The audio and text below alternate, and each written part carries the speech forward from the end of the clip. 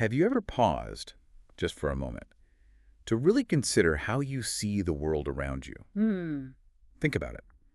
Right now, you might be looking at a familiar object, or maybe you're navigating a busy space, easily avoiding obstacles. It all feels so natural, so effortless, doesn't it? Just seeing. Yeah, automatic. But beneath that seemingly simple act lies a profound, almost dizzying complexity. How do our brains, our bodies, the world itself, how do they all conspire to create that rich, vibrant, immediate experience we call perception? It truly is one of those things we completely take for granted. The sheer miracle of vision, or really any sensory experience for that matter. For centuries, philosophers have grappled with this very question, and they've often fallen into what's known as substance dualism. Right, the mind-body split. Exactly. That's the idea that mind and body are made of fundamentally different stuff, one physical, the other some kind of spiritual or, non-physical essence. But today, we're going to dive deep into a truly fascinating perspective that radically challenges this traditional view. That's precisely what we're doing. Our guide for this deep dive is Manuel DeLanda and his groundbreaking work, Materialist Phenomenology, a philosophy of perception. And trust me, this isn't your typical dry academic text. This is an intellectual adventure that promises to reshape how you think about your own consciousness, the very act of seeing, and your fundamental connection to the world around you. DeLanda introduces a concept that, at first glance, might sound a bit academic. Substance monism while retaining property dualism. Okay, sounds like a mouthful. It does, but let's simplify that for a moment because it's genuinely powerful. What it essentially means for us is that we can fully embrace a materialist view of the world, the idea that everything is fundamentally physical, without reducing the mind to simply just the brain, or worse, rendering it causally impotent, like it doesn't actually do anything. Okay, let's unpack that a bit more because it's a critical distinction. This framework allows us to recover incredible insights from phenomenology, which is the methodical study of conscious experience. It's all about the structure of our experiences, right? How things appear to us. Exactly, but traditionally, phenomenology has often been tied to idealist ontologies, suggesting that reality is fundamentally mental. DeLanda is saying, look, we can have the rich insights into conscious experience without having to buy into that idea. So, grounding the subjective firmly in the objective physical world. Precisely. It allows us to acknowledge the subjective lived body, that incredibly immediate first-person experience of feeling our body from the inside without denying the physical body that, can be harmed by a bullet or crushed by a heavy object. In this view, the mind isn't some separate ethereal entity. Its properties, like consciousness itself, emerge from physical ones, but they are real and they acquire their own causal powers. And that's a big deal. It's a crucial move away from the reductive materialism that often dominates discussions of consciousness, where mind just sort of disappears. So why should you, our listener, care about these seemingly abstract philosophical distinctions? Well, understanding how perception works at its most fundamental level isn't just abstract philosophy. It truly sheds light on everything, from how we interact with the world around us to how we learn new skills and even how the intricate wiring of our brains develops. This deep dive offers a shortcut, maybe, to understanding the very nature of reality as we perceive it, uncovering surprising truths about something we do every waking moment. Indeed. Our mission today is to unpack DeLanda's materialist account of perception, focusing primarily on visual experience. We'll explore how the world itself, our active bodies, the intricate processes within our brains, and even the higher-level aspects of our minds all contribute in a continuous dynamic interplay to the rich dynamic experience of seeing. Right. We're going to break down some truly complex ideas into understandable, digestible nuggets, providing you with a fresh, perhaps even revolutionary perspective on a topic that often feels completely beyond our grasp. Okay, let's dive in. So let's begin our journey by looking outward. What does the world itself contribute to the act of perception? DeLanda starts with a very strong foundational assertion. Any coherent form of materialism must be a species of realism. What does he mean by that? That's a fundamental starting point for DeLanda. He means that a materialist philosophy, one that believes everything is ultimately physical, must be ontologically committed to the existence of an objective world. A world that doesn't depend on our minds for its existence. It's just there. It's just there. And it's not just about believing that entities like mountains or stars exist independently, like geological or cosmological processes do. It's also about believing that the nature of these things doesn't change when our beliefs about them change. Oh, okay. Take the visual field, for instance. As a mental entity, it clearly can exist without minds. But the nature of light or the physical properties of an object are what they are, regardless of our theories or perceptions about them. This objective reality provides the raw material for perception. This is where it gets really interesting for how we understand vision, because it immediately challenges some common assumptions. DeLanda argues that human beings, like other animals, can make sense of what they see without needing complex conceptual machinery or language. Mm-hmm. This pushes back against the idea that perception is shaped solely by language and higher-order concepts. Right, the sort of linguistic determinism idea. Yeah. And when you think about our history as a species, it makes a lot of sense. For hundreds of thousands of years, early humans were hunter-gatherers, developing sophisticated material culture like stone tools and egalitarian social norms, all before the advent of complex linguistic abilities. Yeah, how did they manage? Exactly. How on earth did they survive if language was essential for navigating and perceiving their world? Exactly. It leads to the profound conclusion that there is no deep discontinuity between animal and human visual experience. This continuity helps explain why neuroscientists learn so much about human vision from studying animal brains like those of macaque, monkeys, and cats. If our perception was fundamentally reshaped by linguistically expressed concepts, those deep homologies in visual processing wouldn't be nearly as informative. The mind's operation, even at its most basic level, requires a body that performs causal interventions in the world. Perception, particularly in the animal world, evolved as a direct aid for action and must be understood in that practical context. So what here is that your everyday perception isn't necessarily driven by the words you use, Right. but by deeper, more ancient biological mechanisms that connect you to all life. Exactly. So the world doesn't just stimulate our senses, it actively informs them.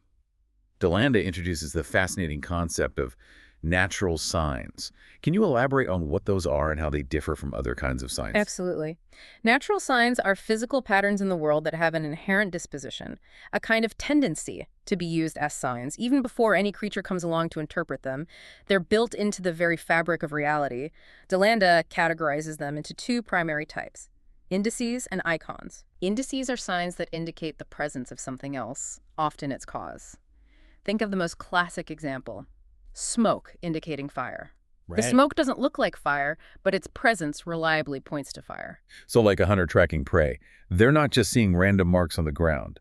They're interpreting footprints, droppings, broken branches, even faint smells or sounds as indices. Exactly. Indices. Indicating the prey's recent presence or direction of travel. Precisely. Yeah. Or, for a more modern example, consider a forensic doctor using fingerprints, blood spatter patterns, or DNA as indices of a criminal's identity or the precise nature of a crime.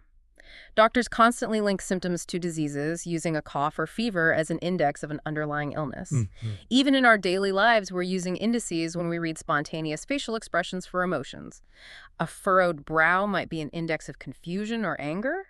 The key is that there's a direct, often causal connection. And then there are icons. How do they fit into this picture? Icons are signs that stand for an object by virtue of some form of similarity. The similarity can be quite direct, like a realistic drawing or a photograph where there's an obvious visual resemblance. Okay. But it can also be more abstract, based on the relations between components. Think of a geographical map, where the spatial relations between cities on the map mirror the spatial relations between real cities. Right, the structure matches. Yeah, or a circuit diagram, where the connections between symbols represent the functional relations between electronic components. What's really fascinating here, as DeLanda points out, is that icons aren't limited to visual resemblance. It's not just about looking like something. Exactly. He gives the brilliant example of the grooves on a vinyl record. As the needle follows the changing depth and undulations of the groove, it preserves the relational patterns of musical vibrations. Ah, interesting.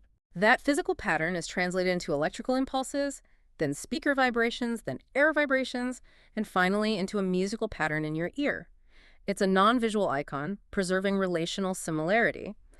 through what DeLanda prefers to call isomorphism. Isomorphism. Instead of just similarity, he uses isomorphism, which means a one-to-one structure-preserving mapping between two sets of things. So it's more precise. Much more precise. So what here is that this term is much more precise. Any two things can be similar in some trivial way, but isomorphism demands a precise functional correspondence, ensuring we're talking about a rigorous, measurable relationship.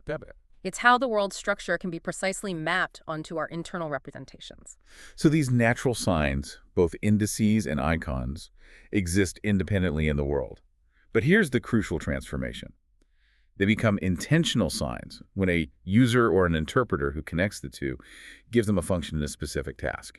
This transformation from natural to intentional involves intentionality, which has traditionally been seen as a hallmark of human mentality, tied to conscious purpose.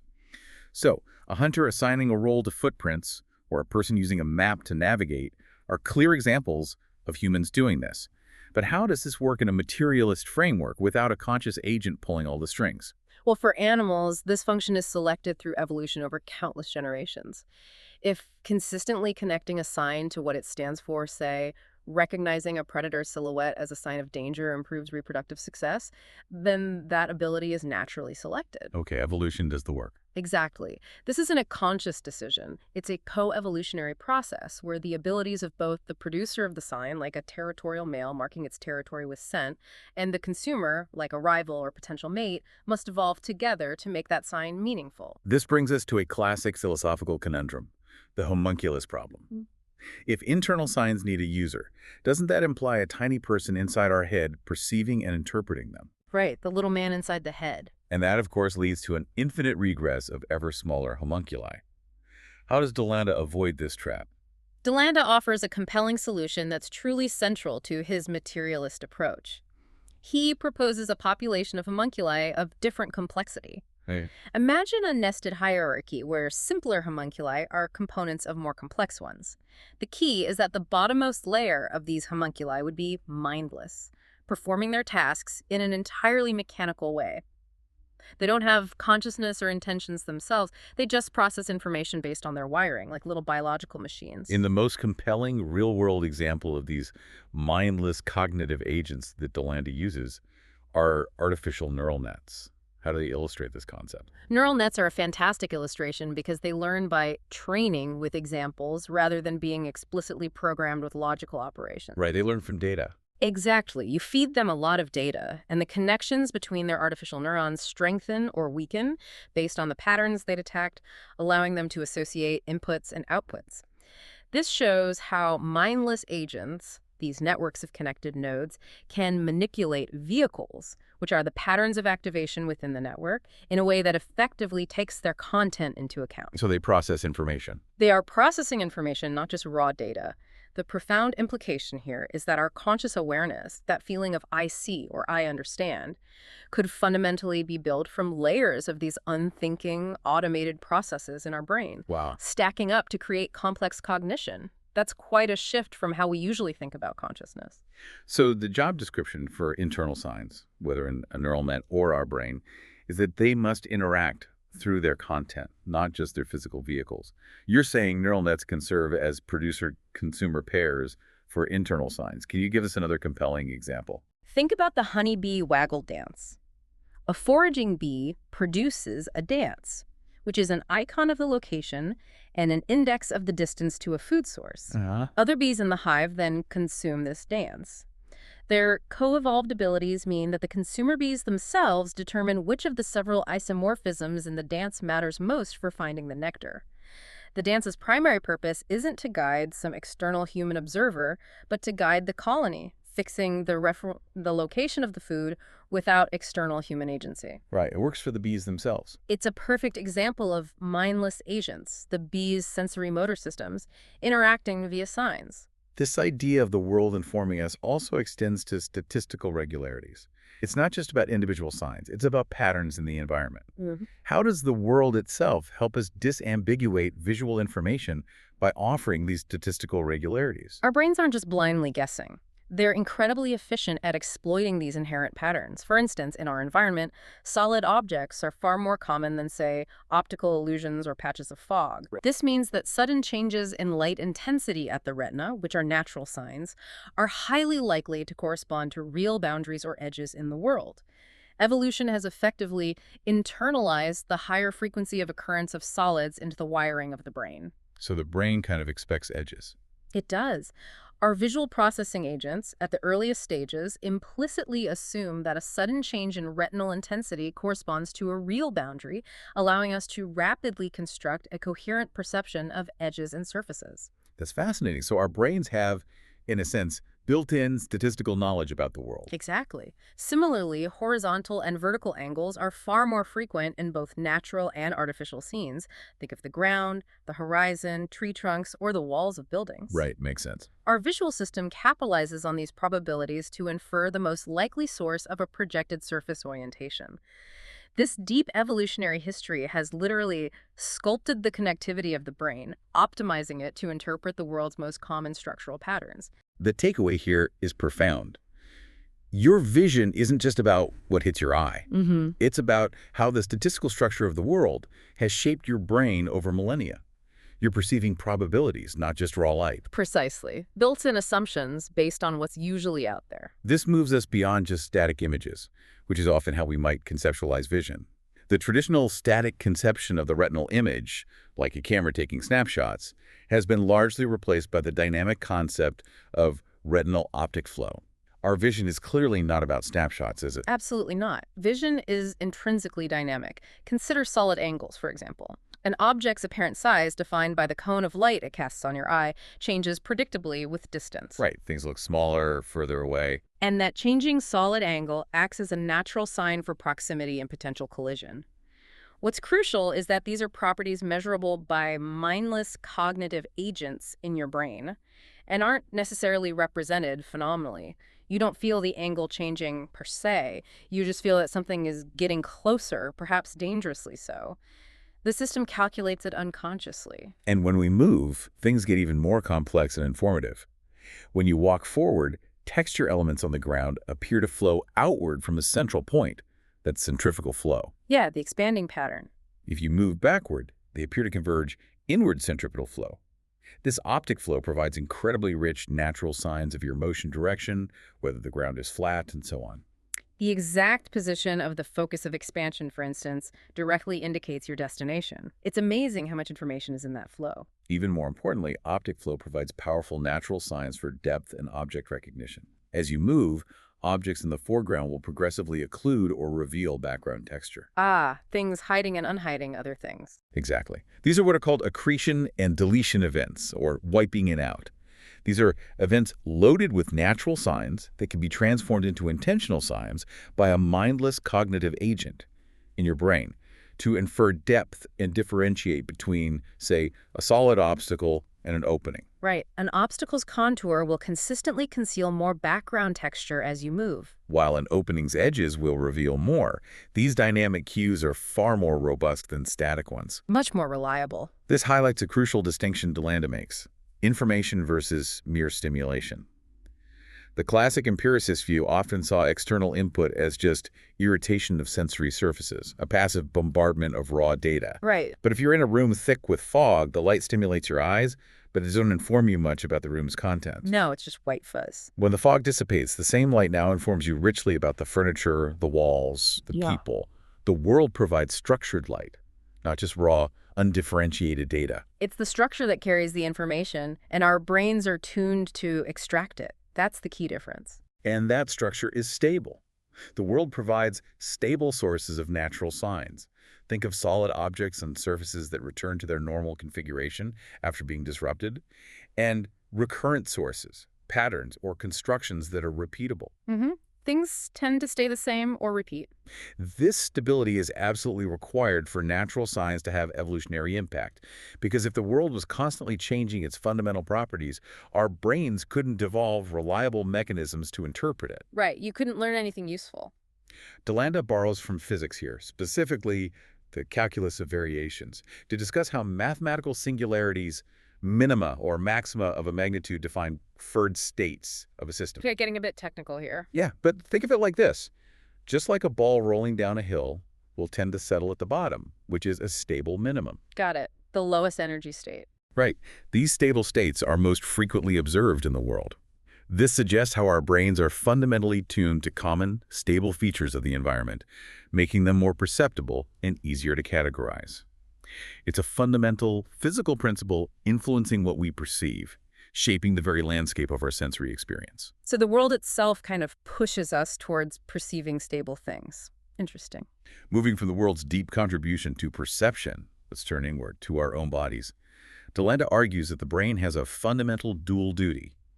It must command and control, not only represent. What does that mean, and what is the brain's primary target for this control?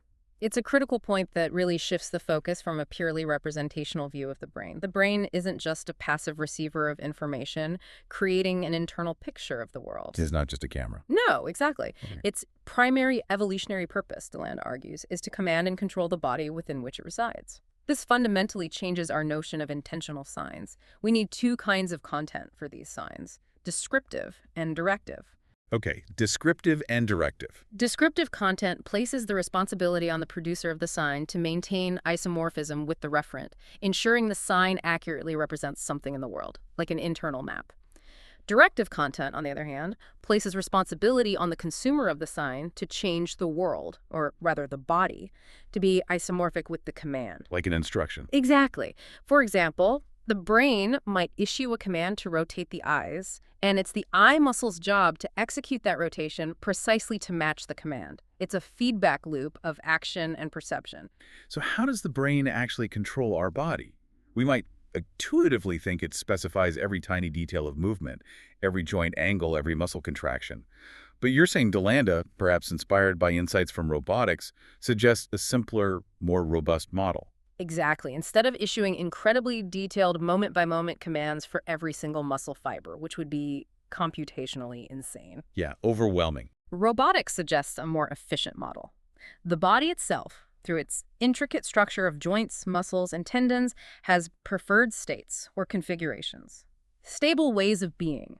The brain merely selects these states by manipulating a higher-level parameter. Oh, like choosing a mode rather than micromanaging. Precisely. This makes action far more robust to perturbations and changes in the environment. Think about riding a bike. You don't consciously calculate every muscle contraction. Your body finds a stable, preferred state of balance that your brain simply guides. Yeah, you just sort of do it. The aha here is that our bodies aren't just passive puppets. They contribute actively to how we move and perceive, building in a layer of autonomy. This leads us very naturally into the concepts of affordances and effectivities from ecological psychology. These terms really highlight the dynamic meshing of an animal with its environment, don't they? They do, and they're incredibly intuitive once you grasp them. Affordances are the environment's capacities to affect an organism. They provide opportunities and risks for action. Okay, what the environment offers the animal. Exactly. So, a sturdy branch on a tree affords grasping for a monkey. A sheer cliff face affords danger or falling. They are objective properties of the environment, but they're defined in relation to an organism's capabilities. And effectivities are the flip side of that coin then, the animal's capabilities. Precisely. Effectivities are the body's abilities to affect the environment and take advantage of those affordances or avoid the risks they present. Both affordances and effectivities are real dispositions. They exist whether or not they're being utilized, but they're not necessarily actual until they mesh. Okay, like potential energy. Kind of. A sharp knife, for example, only cuts if the object it interacts with has the capacity to be cut. The affordance, being cuttable, and effectivity, cutting, have to meet.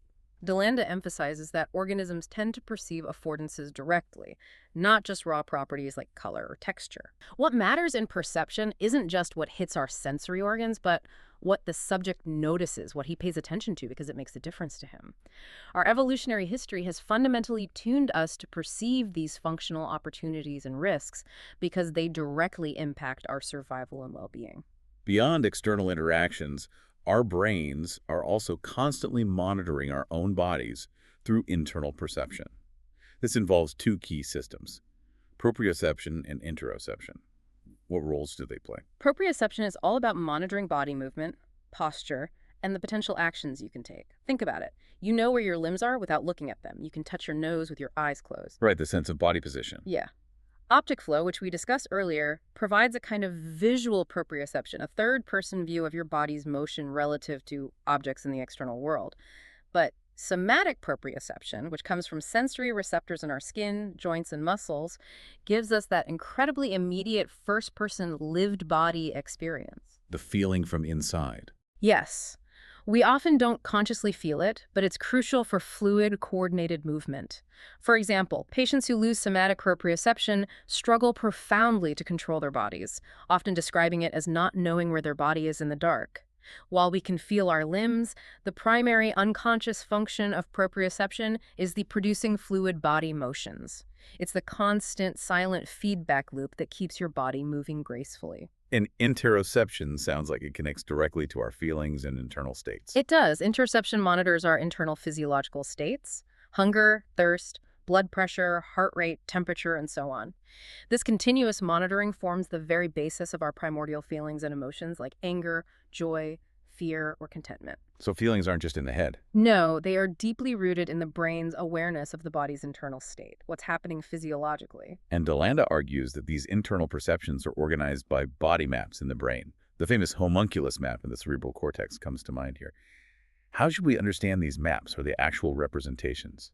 It's important to understand that these maps, like the somatotopic maps found in the cerebral cortex, which show how much brain area is dedicated to different body parts, with lips, tongue, and hands often having the most... Yeah, the distorted little person picture. Right, that one. They are not signs themselves. They are physical structures capable of holding signs. Okay, they're like the canvas, not the painting. Exactly. The vehicle of the sign is the specific pattern of activation on this physical map, and that pattern contains information about the body part. These maps effectively help the brain understand the body part's spatial relations, their distance and direction from joints, allowing it to trigger coordinated actions. They are the brain's internal schematic of the body. And this leads to a fascinating distinction between what DeLanda calls body image and body schema. Yes, your body image is your body as an object. That's what you get from visual proprioception, like seeing your limbs or seeing yourself in a mirror. It's the outside view.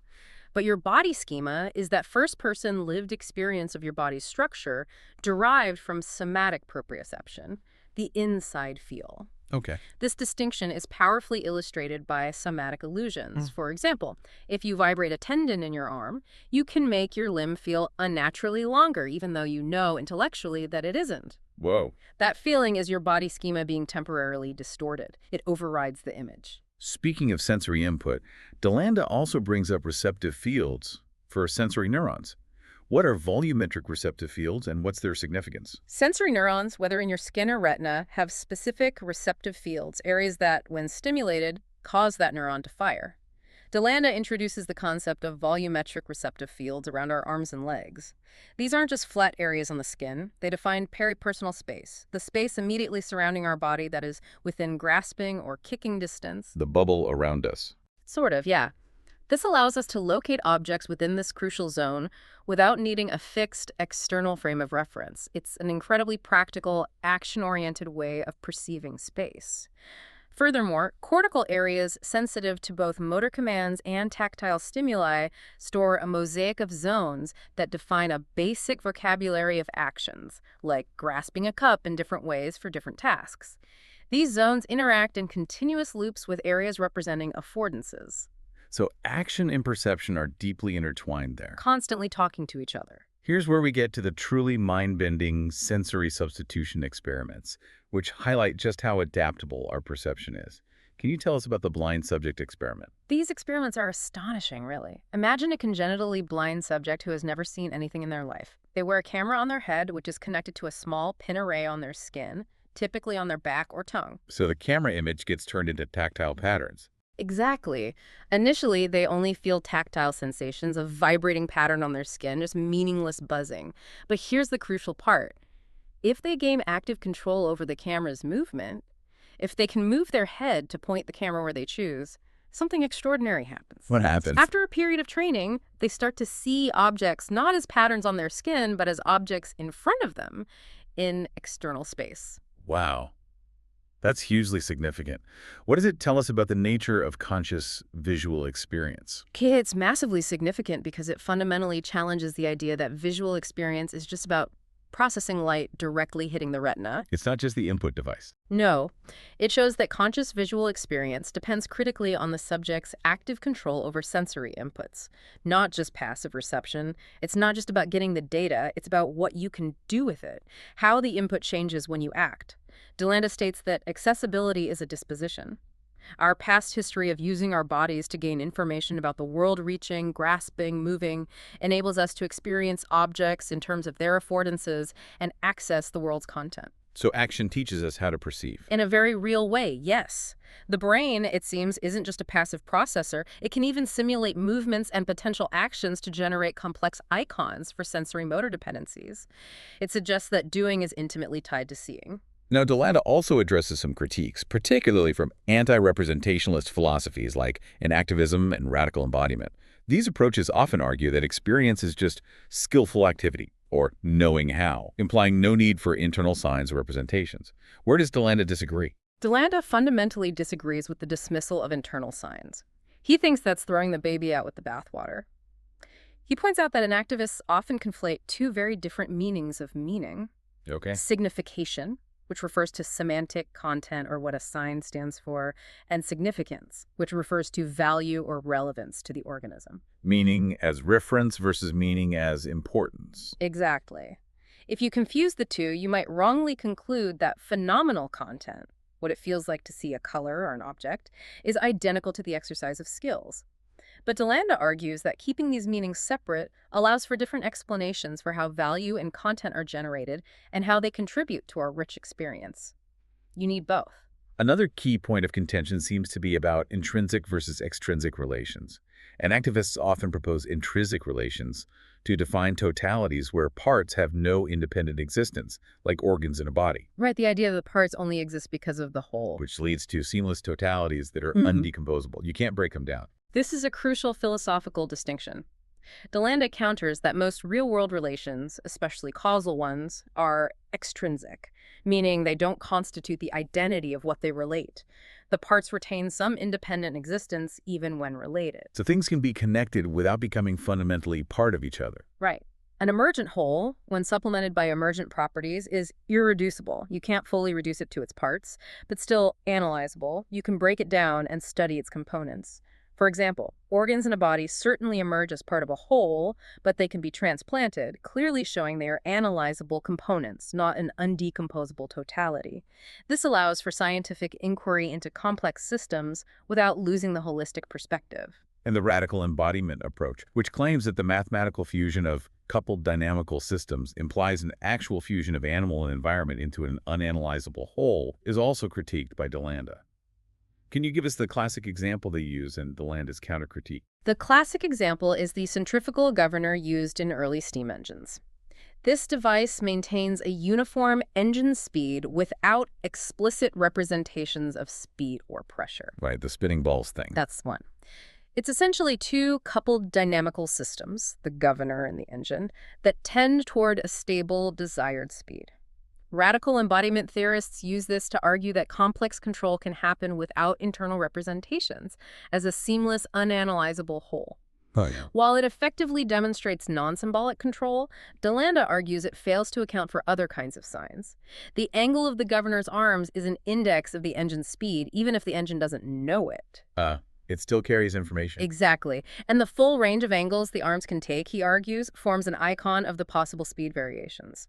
Furthermore, the correlation only obtains once the thermometer and the body are in thermal equilibrium. This highlights that even in these seemingly simple, coupled systems, an index can point to what it represents once a stable state is reached, demonstrating that even these systems ultimately rely on signs to convey information. Got it. So what's here is that even when things seem perfectly coupled, DeLanda maintains there's still a signal being passed, a form of information, even if it's not a conscious representation. Precisely. Signs are still fundamental. So let's now shift our focus specifically to the brain and how it orchestrates perception. DeLanda consistently refers to mindless cognitive agents within the brain.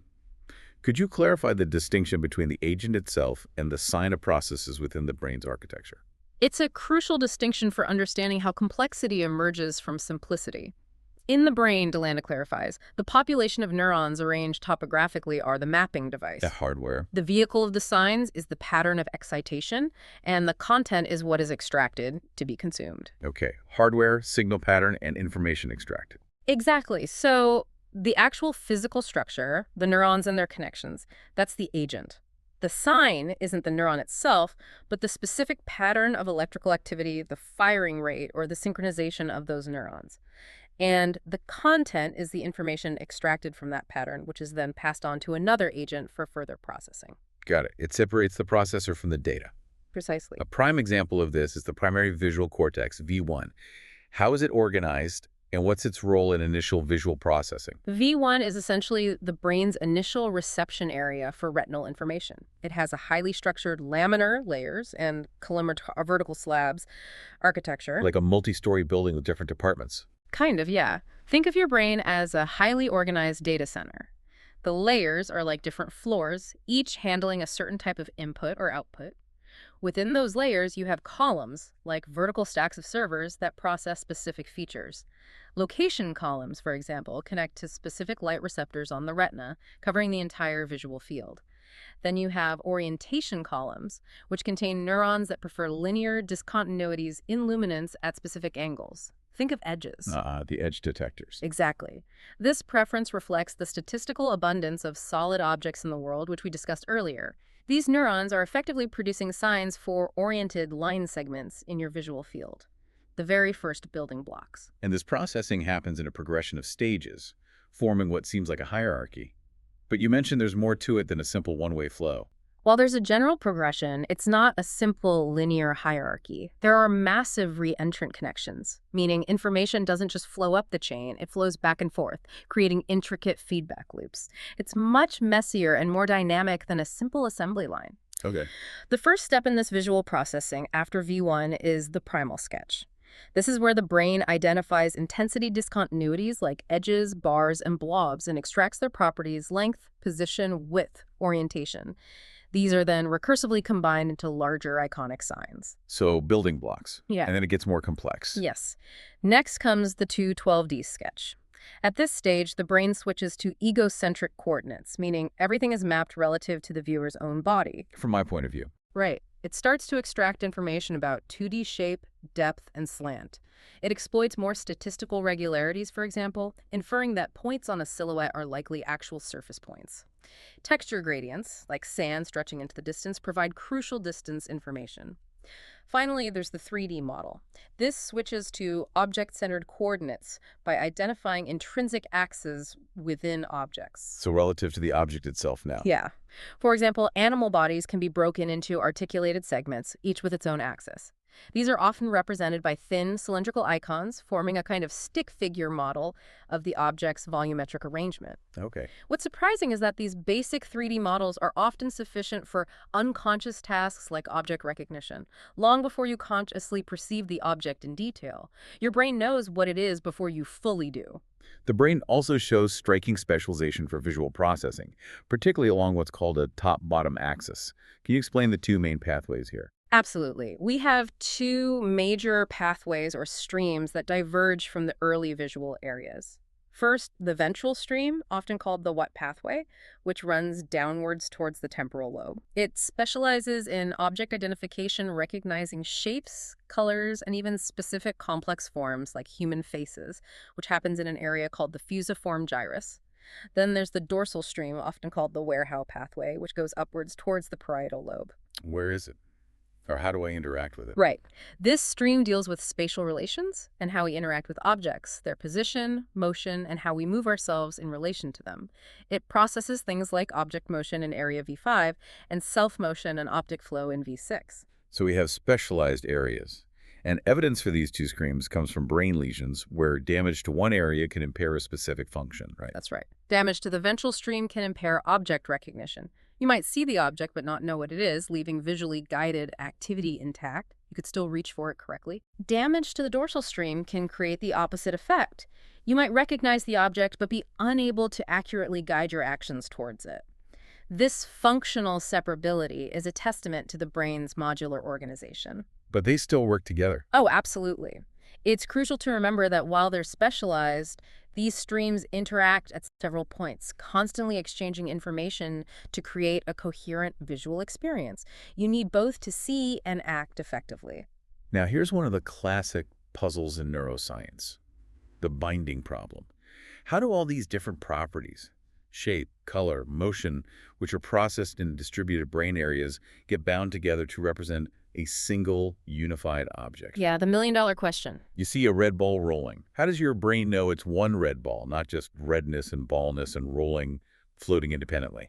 This is where DeLanda and many neuroscientists suggest oscillators and synchronization play a key role. It's a really elegant idea. Okay, synchrony. Neurons, particularly in the cortex, have an inherent tendency to oscillate, to fire in rhythmic patterns, like a stable, repeating limit cycle, like tiny clocks. And they also have a strong disposition to synchronize or entrain with other neurons, meaning they start firing in unison. How does that synchronization work on a neural level, and what's the effect? Imagine neurons as tiny, independent pacemakers, each with its own rhythm. They cycle through phases, accumulating electrical charge, actively firing, and then a refractory period where they can't fire again. During the accumulation phase, interactions with other neurons can pull them into sync, causing them to fire simultaneously. It's like clapping in a large crowd. Eventually, people tend to clap together. Oh, okay. The effect is remarkable. If separate neuron populations, one processing color, one processing shape, one processing motion, start oscillating in perfect sync, it's a strong signal that they likely represent different properties of a single surface or are activated by the same object. So synchrony equals belonging together? That's the hypothesis. This neural coordination operates both within and between different cortical areas. Neuroscientists strongly believe that synchronized oscillations are a primary recruitment mechanism for forming temporary coalitions of neurons that represent a perceived object. It's like different instruments in an orchestra, each with its own rhythm, but then they entrain to play in perfect sync, signaling they're part of the same melody, or in the brain's case, part of the same object. So this synchronization happens, but you also mentioned that attention plays a role. Yeah. How does attention interact with this process, and is it a top-down or bottom-up effect? While much of this synchronization can happen spontaneously for automatic tasks, it can also be affected voluntarily by attention. This is a powerful example of top-down effect from the subject, your conscious self, at the highest level of cognitive control that can cascade down to even very early processing stages like V1. But I can choose what gets synchronized. To some extent, yes. When you pay attention to something, it increases the gain or amplitude in a neural population. Think of gain like turning up the volume on a specific channel, making it more sensitive and prone to synchronize. This biasing mechanism enhances the coding quality of the signs for the attended object, making it stand out from background noise. It helps the relevant coalition win the competition. So attention effectively illuminates what you're focusing on by boosting its signal in synchrony. Precisely. In this view, attention supplies the agents in the processing hierarchy with indexical information about what the subject is selecting and valuing here and now. It's how your higher-level goals and interests influence the very raw material of your perception, guiding the brain's resources to what's most relevant in that moment. Beyond just sensory motor loops, DeLanda argues that to guide action effectively, our sensory and motor agents also need a value system. What parts of the brain contribute to this, and how do they function? This is where emotion and motivation really integrate into perception. It's not just about what's there, but what it means to us. The cerebellum, for instance, known primarily for motor control, uses its somatotopic maps to organize motor inputs and links with affective areas to correlate sensoromotor acts with mood states. So a fluid movement might be associated with a feeling of satisfaction or competence. Okay. The hippocampus, crucial for memory, also creates spatial maps of the environment and attaches affective values to locations and objects, influencing exploratory behavior, making you feel curious about novel places or wary of dangerous ones based on past experience or innate biases. And the amygdala, often linked to fear, is Yeah. part of this system too. Yes, the amygdala is a central player, but it's part of a much more complex emotional response involving endocrinal, neural, behavioral, and psychological components. It's not just the fear center, it's involved in processing salience and emotional significance more broadly, what grabs our attention because it matters. Then you have the insular and cingulate cortices, which are key for interoceptive function, processing those internal body states we talked about. The insular cortex has somatotopic maps of visceral receptors, generating the raw feelings or phenomenal components of emotions, that gut feeling. Literally. Literally. The cingulate cortex then controls the motor components, like facial expressions or vocalizations associated with those feelings. Both are deeply involved in evaluative functions, assigning importance and value to both internal and external stimuli. DeLanda also critiques the simple cognitive unconscious versus conscious mind dichotomy, arguing it doesn't adequately explain how one emerges from the other. Instead, he proposes intermediate levels of agency, or graded consciousness. This sounds like a crucial part of his synthesis. It absolutely is. He rejects a binary on-off switch for consciousness. It's not all or nothing. At the lowest level are protoselves. These have minimum consciousness, experiencing properties or raw feelings without integrating them into coherent objects. Like raw sensation. Kind of. Think of glucose in the blood as feelings of hunger, a diffuse sensation without a distinct mental object of food. Or lived colors from reflectances, just pure chromatic experience before it's assigned to a red car. These protoselves are theorized to emerge in those transient neural assemblies we discussed. An example might be a traffic light located in the periphery of your vision, or a distant object perceived only as a colored fuzzy blob. They're primarily processed by protocells, generating raw, unintegrated sensory qualities. Okay. Some can remain free, like peripheral vision, while others become components of core selves. So a more rudimentary awareness. And what comes next? Then come core selves. These are far more integrated. They are protagonists and owners of experiences, meaning they have a sense of subjective I that is having the experience. The sense of self. But they are confined to the present moment and lack access to language. They consume signs for objects and their affordances, so they see a red ball and feel it affords throwing, generating lived feelings of anticipation or dread. Attention is crucial for core selves to integrate those felt properties from protoselves into a single, unified object. They're essentially the here and now experiencers. And finally, the autobiographical selves, which sound like what we typically think of as our conscious mind. Exactly. Autobiographical selves are composed of core selves. They possess the emergent ability to recall long-term memories and to form expectations about future plans. They weave the present moment into a larger story. They can report how it feels, they have access to language, allowing for introspection and verbal description of experience. But there's a catch. There is. DeLanda warns that this level also fabricates a unity of phenomenal experience that is not there to create coherent narratives. Our autobiographical selves construct a seemingly seamless story of our conscious experience, even though the underlying processes are fragmented and distributed. It's the brain's PR department smoothing things over. Huh. Interesting. And DeLanda suggests the neural basis for these selves operates at what he calls the mesoscale of the brain. What does he mean by that? The mesoscale is an important concept. It sits between the microscale, single neurons, and the macroscale, whole brain rhythms like EEG. It refers to transient assemblies of neurons, potentially up to 1 million neurons strong. Okay, mid-level groups. Right. These assemblies are dynamic, constantly forming and dissolving. Their key properties are that they monitor other brain areas, the brain monitoring itself in a way. They are combinatorial, meaning these assemblies can form larger assemblers.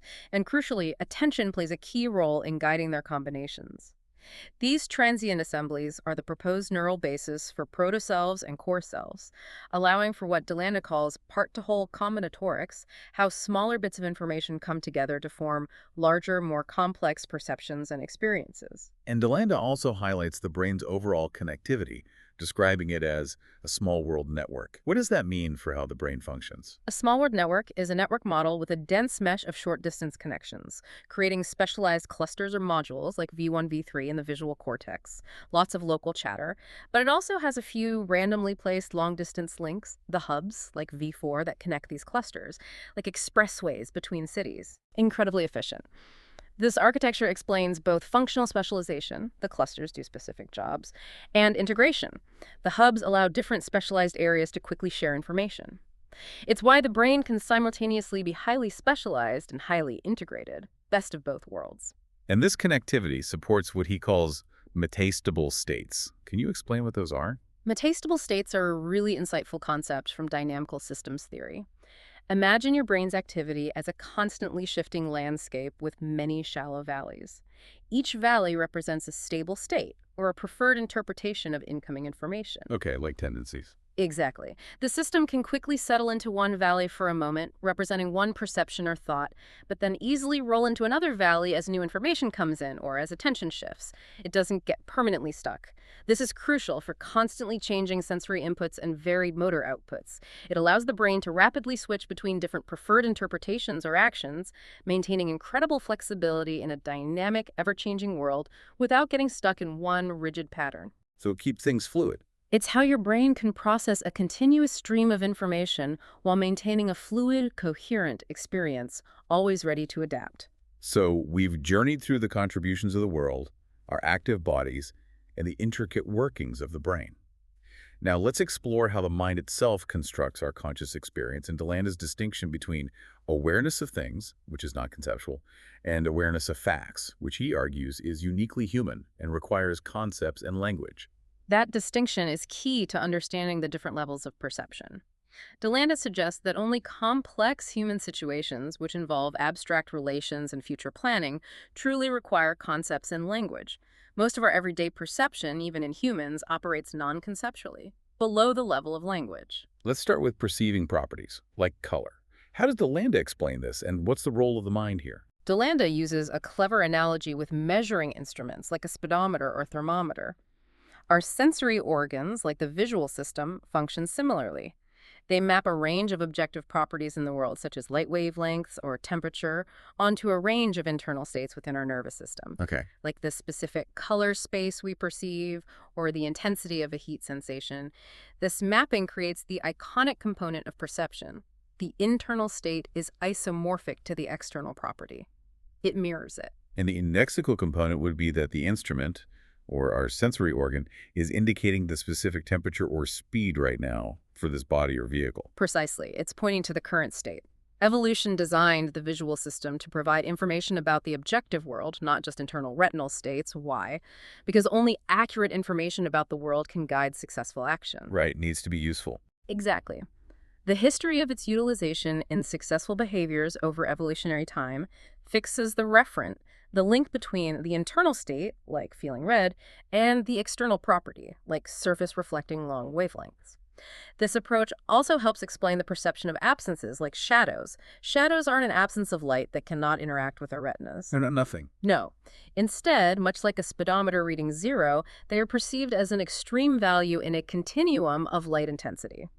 DeLanda argues that these internal signs are analog data structures with magnitude parameters, allowing for graded continuous perception rather than just on-off signals. Moving on to perceiving objects, how do we construct a sense of enduring, distinct objects from all this sensory input? Our visual system uses a multitude of depth cues, lens accommodation, the change in lens shape, binocular vision, the slight difference between what each eye sees, occlusion, one object blocking another, motion parallax, nearby objects appearing to move faster than distant ones when we move, and texture gradients. All of these are powerful indices of depth. Lots of clues. Exactly. The solid angle subtended by an object relative to its surroundings or ground texture can also be used to determine its true size and distance without needing explicit concepts. The brain does the geometry unconsciously. And then there are perceptual constancies, the remarkable phenomenon where objects tend to appear constant in size, shape, and color despite constantly changing viewing conditions. That's part of what makes objects endure in time, isn't it? Yes, it's a crucial aspect of object perception. If things constantly changed appearance with every shift in lighting or perspective, the world would be impossibly confusing. DeLanda emphasizes that the persistence of an object's affordances, its capacities, like its capacity to provide shelter or its capacity to harm, is key evidence of its existence. So its function stays the same. Right. Objects aren't just collections of properties, they demand us to value them, and these values may be said to be perceivable just as colors are. This means we don't just see a rock. We see a throwable rock or a shelter-affording rock, and that perceived value is part of its objective reality for us. Mirror neurons are really interesting here, as they seem to bridge this gap between perceiving and acting. They absolutely do. These fascinating neurons fire not only when an animal performs an action, but also when it observes that same action being performed by others. Like internal simulation. Exactly. DeLanda suggests they help an animal learn about affordances by watching others' mismatches. Seeing someone struggle with an object allows for mental simulation of actions and consequences without the need to actually undergo danger or struggle oneself. It's a form of vicarious learning about how objects can be interacted with. Finally, let's turn to perceiving situations. Can animals judge relations between objects in a situation without concepts or language? DeLanda argues yes, distinguishing between demonstrative and descriptive understanding. He says yes, and this is where the non-conceptual really shines. Demonstrative understanding relies on indexical words like here, now, that their referent is fixed by a practical grasp of what I can do from here. It's all about the immediate context. Pointing things out. Basically, yes. It relies heavily on voluntary attention, on tracking them and keep them in view. Think about vervet monkeys, for example. Their alarm calls for leopards, eagles, or snakes are demonstrative. They aren't saying, there is a leopard, it is a mammal. They're effectively saying, leopard there, run up tree now, leading to different appropriate actions without any conceptual labeling. He gives a great example of a rabbit being chased by a fox. Right. A rabbit judges if a hole affords shelter. Is it large enough for it to fit in it, but not so large that the fox can also fit? A practical judgment. Exactly. This isn't an exact numerical calculation. It's a qualitative, inexact judgment that can be made using retinotopic maps, what it sees, somatopic maps, its body dimensions, and motor maps, what movements it can make, to simulate fitting. It's about a practical, embodied assessment. Similarly, causal indexicals, like saying something is too hot to handle or too heavy to lift now, have their referent based on a user's current capabilities and the immediate consequences of his current activity.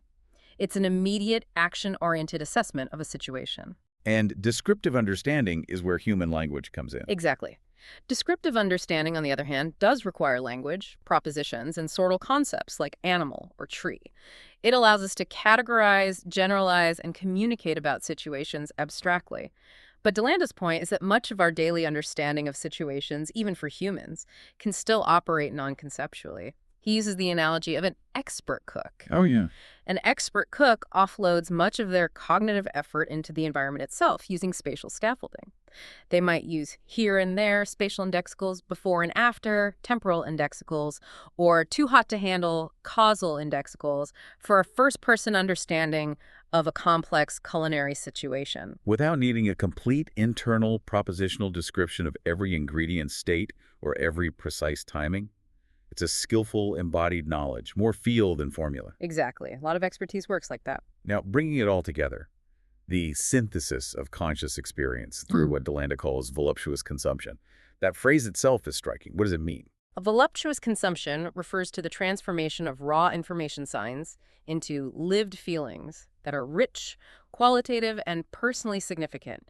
It's where the information becomes experience. Okay. This is the heart of what makes something consciously experienced rather than just unconsciously processed. It's not just data anymore, it feels like something. And this brings us back to the different levels of selves.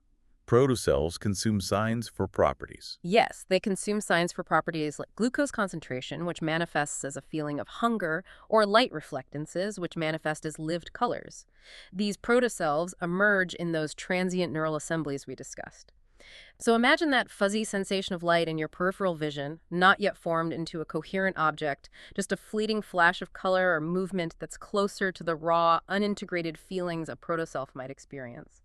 Or think about the diffuse sense of discomfort that just is hunger before you even realize you need to eat. And core selves consume signs for objects and their affordances. Exactly. They generate lived feelings of anticipation or dread based on the affordances of perceived objects. They are the protagonists and owners of experiences, experiencing a unified sense of now, but still confined to the present moment, and generally lack access to language. They're the ones controlling attention, which is crucial for them to integrate those felt properties from protoselves into a single object, like that red fuzzy blob becoming a distinct red ball. They are the here and now experiencers. And then the autobiographical selves, connecting to memory and future plans. These are the highest level. They consume signs for relations among object situations as lived feelings of involvement.